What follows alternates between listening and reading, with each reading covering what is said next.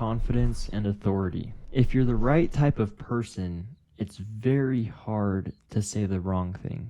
But if you're the wrong type of person, it's very difficult to say the right thing. Now, what do I mean by that? It's about making these skills a part of who you are and not just what you do. Who are you when nobody's watching, when you're off camera? Is your behavior that of somebody who other people would look to and want to follow, of a leader, of someone that people would look up to and respect? Rather than just persuading and influencing, I want you to become persuasive and influential. And in this video, I'm going to break down the steps that I take every single day to become this type of person who's persuasive and influential, and not somebody who just uses tactics and techniques to try and persuade and influence. So this approach to behavior change, it comes from my coach. His name's Chase Hughes, and he's a world-renowned behavior expert. And what he talks about is what you don't measure, you cannot manage. And so with behavior, we need to measure behavior so that we can manage it, and so that we can create the outcomes that we want in our life, and we create the behaviors that we want in our life. The way that we do this, he calls it a leakage tracker. Now, the leakage tracker, it tracks leakage. Now, what's leakage? When we're communicating with somebody, sometimes we can't put our finger on it. We can't explain exactly what it is, but there's something about that person that we can tell is off. Maybe you're on a first date with somebody and you just get this gut feeling like, yeah, not this person. This feeling, our nervous system can pick up on these signals from someone else's behavior, and this subconscious leakage that results from not being congruent off camera with the person that they present themselves as on camera. So I have 12 categories. Every night I go through these 12 categories and I rate myself 1 through 5. 5 being I maxed out the scale and I did everything I could in this aspect of my life. Or 1 being, yeah, drop the ball. Or 0 being like, yeah, complete disaster on these categories. Now, if you will go through each category, and I'll explain them here in a minute. If you will go through each category every day, you actually don't have to set goals to become more confident or more disciplined or more of a leader or more full of gratitude. These things, you don't have to set goals directly to do these things, because just by creating the awareness, your mind and your subconscious is smarter than you'll ever be consciously. And your subconscious will bring your behavior in line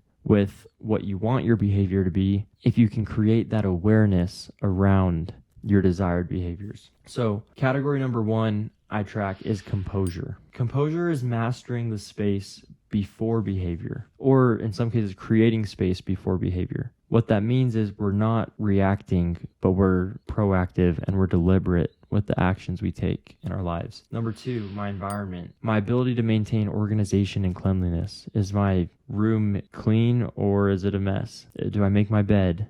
What does my car look like? What does my office, what does my desk look like? What does my electronic workspace look like? Do I have 8,374 emails sitting in my inbox that I have not cleared or managed or maintained? Number 3, my time, my ability to prioritize and be effective, and my ability to say yes or no to things that are going to help to ensure that I'm moving closer and progressing towards my goals. Number 4, my appearance, my ability to move and dress like an authority. Is my posture straight? Am I moving slowly? Am I comfortable and confident in my interactions with other people? Number 5, my physical health, like being physically and nutritionally excellent. If a stranger were to look at a photo of me, how would they rate my physical health? And if they saw the decisions I was making for my physical health, how would they rate my physical health? Number 6, social. My social is my ability to make and help other people feel interesting. Am I a good storyteller? Am I able to connect with strangers? Am I able to ask good questions to help other people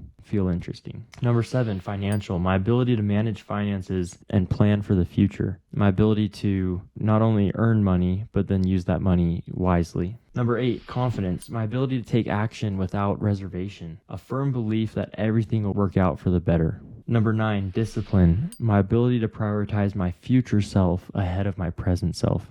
To make decisions that serve future me rather than present me. Leadership. Leadership is service.